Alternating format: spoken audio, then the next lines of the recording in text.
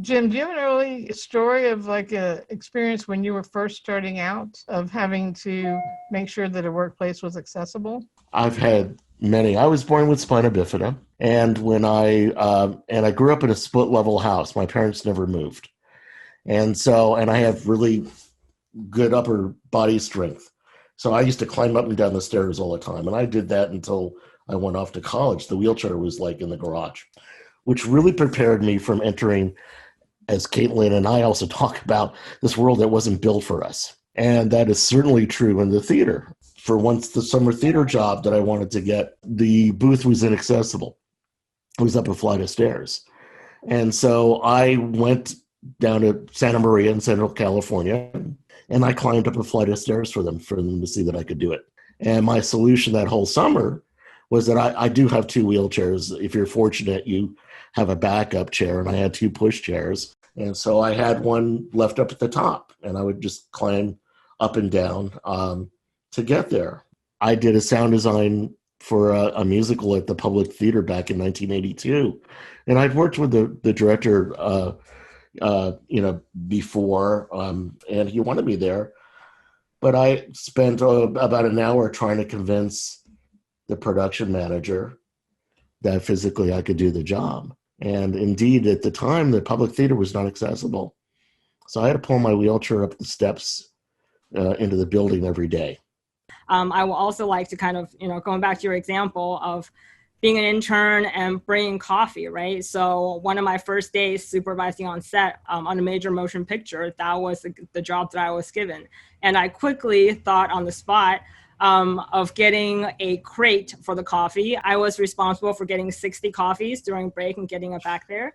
And luckily we were shooting at my alma mater, USC, which, I was very familiar with the terrain, not having a car of my own, and I kind of just rolled everywhere. And so I immediately called up my barista, who knows me by name, saying, "Hey, so sorry, but can I please put in this large order?" And they're like, "Oh yeah, no problem," right? So I got the 60 coffees, I got a crate, put all the coffees in there, called up another good friend who has a coffee cart, brought everything over. So essentially I was able to complete that task within about 15 minutes. And I think this is really just showing we're just so used to thinking outside the box because the world has not been designed for us, and we just have to do that on a daily basis. My supervisor at the time was so impressed that I was able to do that. Then he had to figure out, what other tasks to give me, to fill up my time that day. And I was finally able to do some VFX work, which, is kind of the whole point of, paying your dues and bringing coffees and get all the meals right, and all that jazz.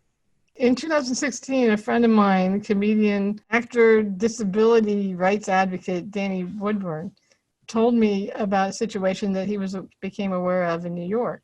There was a bill that the state was doing for writers in television writers and directors to be more inclusive so that their tax incentives would include minority groups. The problem Danny had with it, and we all have with it, is that it didn't include disability. And when he brought it up, it wasn't ever addressed. The law did pass. And I think there's something similar that is in the works in California.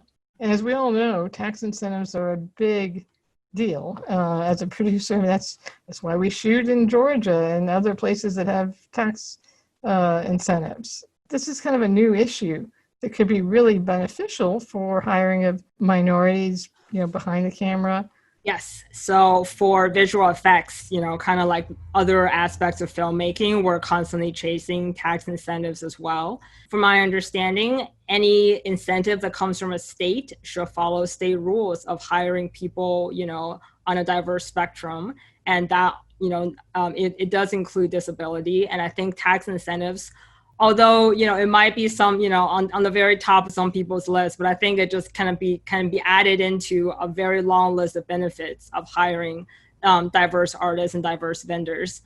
For my company, Alpha Studios, we have been certified as a disabled business enterprise and women-owned enterprise, and we're in the process of getting the minority owned owner business enterprise as well. And I was so glad to hear, right, with all the kind of, all the chatters and all the conversations that we're having, and also just riding the tides of this moment, with Black Lives Matter, that the minority certification, they are busier than ever because they want to get ahead of the wave of having minority business certified so we can be in front of the line for these tax incentives. I think that's just one of many things that are all on the, kind of all slowly, helping us moving towards, a similar goal, which is there's lots of benefits of hiring people that you might not have worked with before.